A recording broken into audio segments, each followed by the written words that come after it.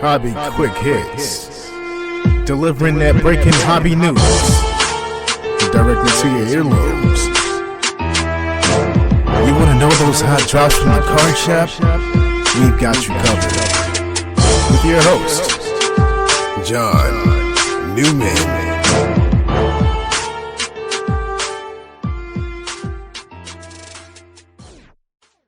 Welcome to another edition of Hobby Quick Hits. Today we're going to talk about my sort of rules, stuff that just I've ingrained in me, stuff I've learned. Some of it just comes on my upbringing, but my approach to podcasting, sort of my rules for myself with how I do this, about, being myself. You're not better than anyone. Share your knowledge. Those sort of things. I did a social media post some time back, and I was looking at it, and I'm like, I should do an audio version of the social media post with my approach to how I hobby and how I content create with the hobby. And going to be a short episode, but we're going to cover sort of my rules and things that I follow to try to be the best hobbyist and the best content creator I can be, more relatable to everybody else, because I am just like everyone else. I buy cards, sell cards, sometimes trade cards, go to shows, set up at shows, right? I'm in the hobby just like you. If you're listening to this, you're probably in the hobby. You're not better than me, and I'm for sure not better than you. And that's always been sort of my approach. And it's just one of some of the rules that I'm going to share quickly today on this show. But before we get to that, let's hear from our great sponsors, Mojo Breaks, and we'll be right back after that with the show. MojoBreakShop.com is the best place to get your sealed wax products and brakes. They not only have the best selection, but the best prices. Whether it's a box or a whole case, they are your guys. They ship worldwide to your doorstep. Their reputation as one of the most trusted in the hobby goes unmatched. They are the 2021 Topps Rip Party Champion Breakers. From sports card to Pokemon cards, their selection can't be beat. They offer daily deals and pre-orders. Hey guys, John Newman here. Mojo's prices are already great, but to save an additional 10% off anything in their store, use the code QUICKHITS. That's QUICKHITS. Check out the full service store that's open 7 days a week in Santa Clara, California, or the website at mojobreak.com.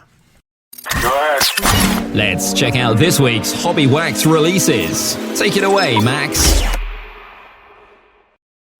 Hey everyone, it's Max from the Sports Card Shop in New Buffalo, Michigan, and soon to be Valparaiso. We are bringing you guys the weekly releases for the next couple weeks here. And starting off on the 7th, we have 2023 Topps Series 2 Baseball and 2022-23 Upper Deck Extended Series Hockey.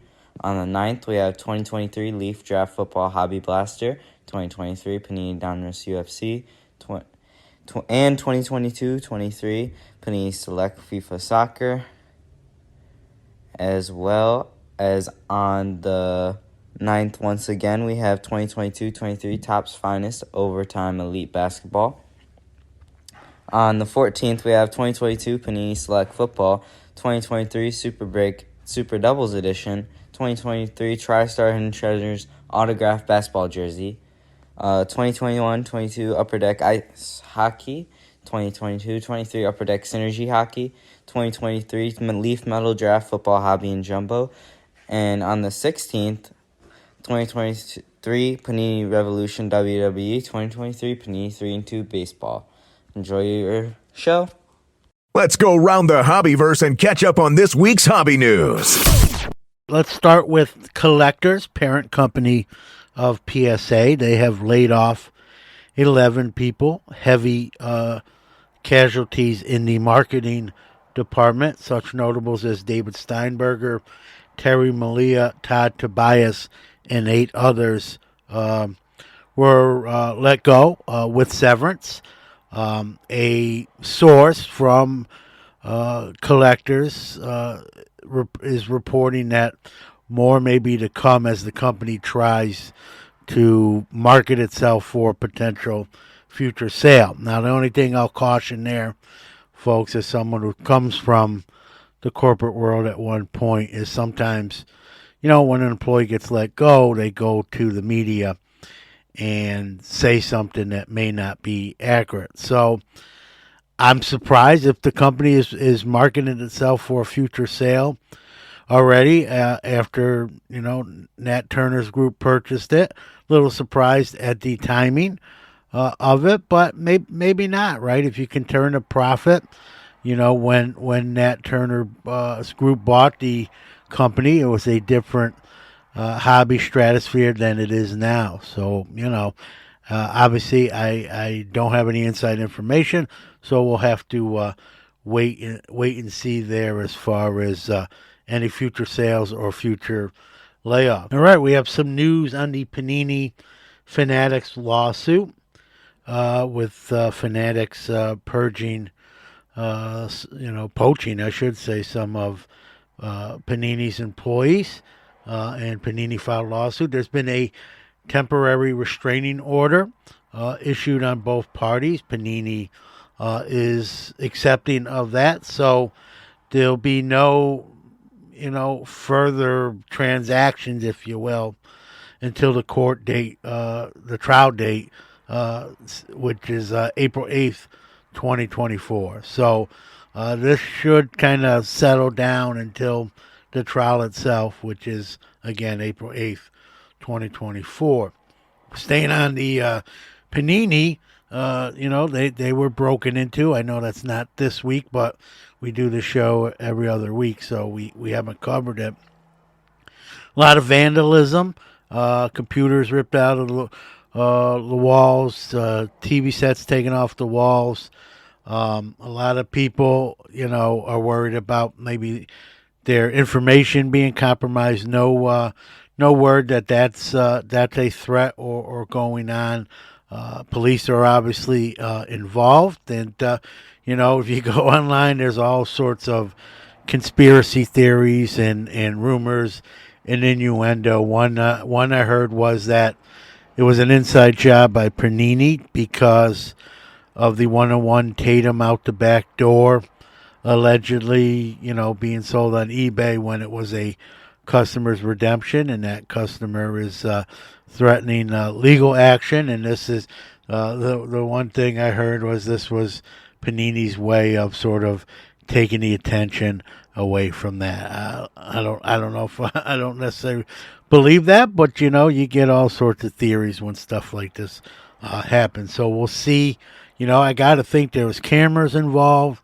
Hopefully they got somebody on video that maybe will lead to an arrest or apprehension involving the burglary, vandalism in the Panini corporate offices in Texas. Mike Kramer, the founder of Pacific Trading Cards, coming out with a new book in September. It's called Kramer's Choice, the memoir of a baseball card collector turned manufacturer. And that guy, you think Pacific, and then we think Topps and Upper Deck, and we know they don't rank high on that totem pole.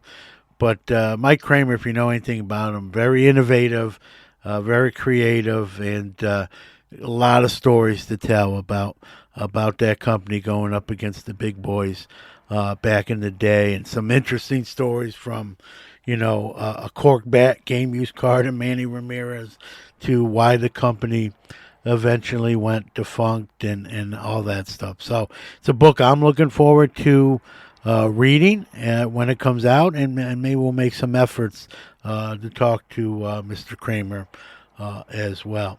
And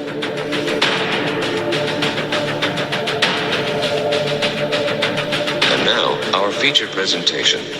So I had posted about what I'm about to talk about on social media some weeks back, and I wanted to do an audio version of it. And that's my sort of approach to podcasting, hobby-wise, and how what I sort of my rules for myself. Again, this is not to be preachy. This is what worked for me. Some other podcasters may have their own rules. They may even have these as some of their rules that they thought of themselves. So this is not so much a playbook. Well, it is. It's a playbook for me, and some of it may be useful to other people. But for me, this is how I approach, turning on the mic, and some of my own rules when it comes to, hobby podcasting, hobby content, if you will. And the first one, and again, these I wrote these down, but technically I didn't even have to write these down. These are instilled in me more by how I was raised than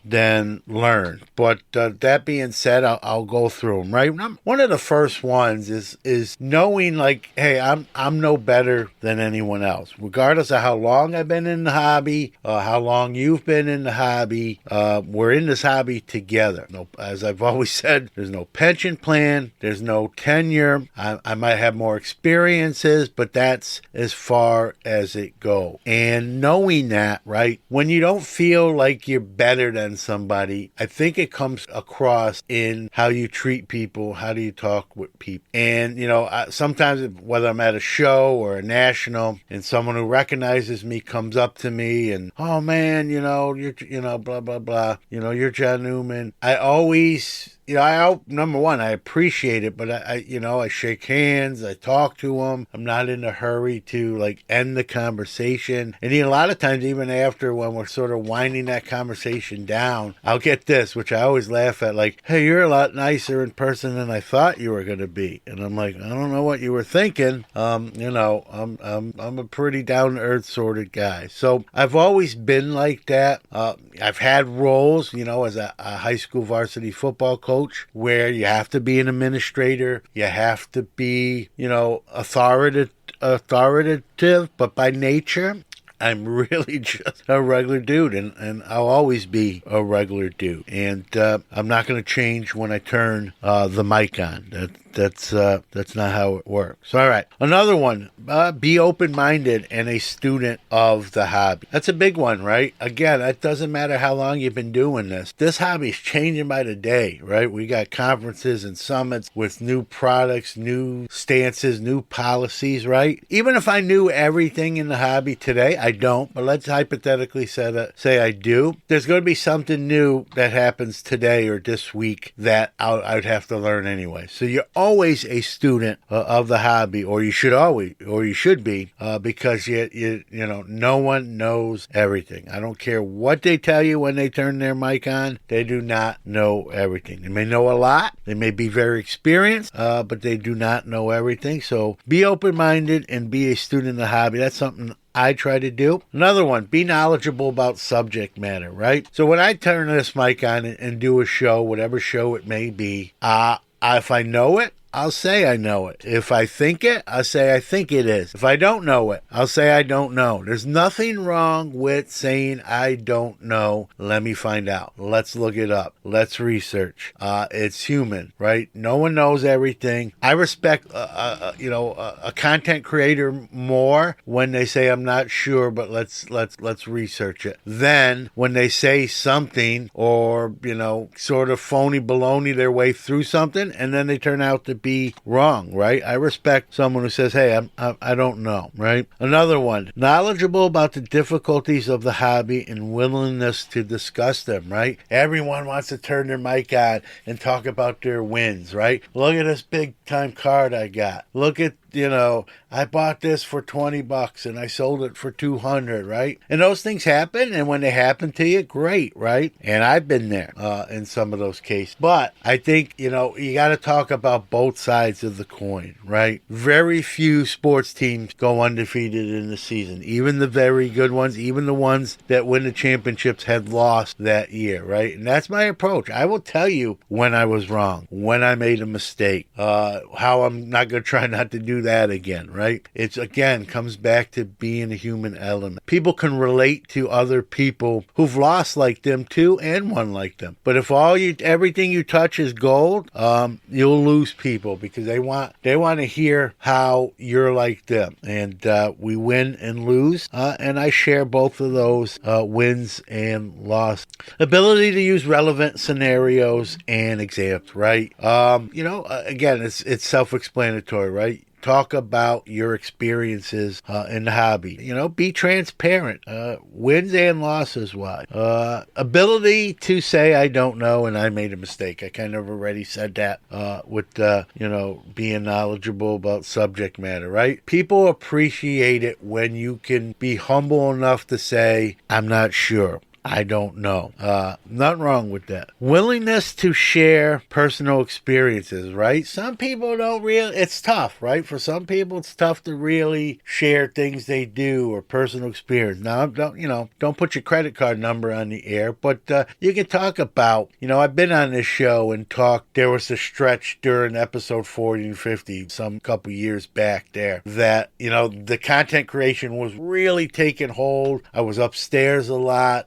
And my wife, say, hey, who are you? I haven't seen you in a bit, right? Little message across the bow, like you're really getting sort of, crushed by this, getting consumed. I love you, but, come on. And it forced me to do, I don't want to say it forced me, but it caused me to really take a step back. Sometimes you need someone else to tell you what's going on before the light bulb goes off yourself. So it really forced me to change how I do stuff a little bit, be more economical with my time. It forced me to look at how I did the show, how I did scheduling, how I edited it, right? I was editing it in a long form way, and I watched a 20-minute, tutorial on Audacity, which is the editor I use, and I learned so much in that 20 minutes. It literally saved me 3 to 4 hours a week from watching that tutorial. So I learned to better economize my time. And it's crazy, a couple years later, I probably do more shows now than I did. Not probably, I do. And I spend way less more time doing more shows. I've just gotten smarter at how I do it. And it took a little bit. And it also took maybe someone else saying something. And I had no problem coming on and saying, hey, this happened. I was in the middle of the belly of the beast. And my wife, kind of woke me up. Some other people, maybe wouldn't be as sharing of that. But I'm a pretty transparent and open guy. I had no, inhibitions about sharing personal experience. And I do that to this day, right? Even with deaths in my family, a pet dying, my wife's car getting stolen, all that stuff. Show how my shows went and different things like that, right? And last, I'll close it with this one, right? Be more positive than negative, right? But, we also do have to talk about bad things sometimes in the hobby. Robberies, burglaries, people scamming, bad breakers, switching cards, or not, sending someone the card they rightly deserve. Card fraud, trimming, the list goes on and on, right? Chill bidders. We could do literally a whole show on bad stuff, and I've done that. But, it's important to educate the hobby out there that these pratfalls exist, how to steer around them, how not to run over them and fall into them. But it can't, if that's the only thing you're going to do is be negative, that doesn't do it. At least for speaking for myself, I don't like that sort of content. But if it's only part of what you do and you highlight some positive stuff, positive people, positive stories, positive things, just present the hobby as the greatest hobby, as Dr. Beckett says that it is, and also talk about that too, that balance there. That's how I approach with my content. So if you want, roses, daisies, and sweet music 100% of the time, probably not the guy for you. But if you want, 60, 75% positive, but also trying to educate you and helping you avoid some of the bad things that do happen in the hobby that we can't, barrier head in the sand or be naive about, then, that's what I try to do. So those are what works for me, folks. Again, there's no template, there's no playbook. Everyone does it maybe differently. Maybe people take some same things and apply it to what they do, but that's just what I do. And I know I posted a post and I said, you know what, I'm going to do the audio version of that social media post. So with that being said, we're going to wrap the show up. Thanks for listening, and we'll see you very soon. Take care. Be well. All right. Thank you for listening to another episode of Hobby Quick Hits. Want to give out our social media, starting with our website, which is www.sportscardnationpodcast.com. Facebook, you can follow us at www.facebook.com/SportsCardNationPodcast/. Twitter, we are at SportsCardNati1, so it's SportsCard NATI1. Instagram, at SportsCardNationPodcast, or you can email the show, hobbyquickhits@gmail.com. Again, thanks for listening. We'll see you next week.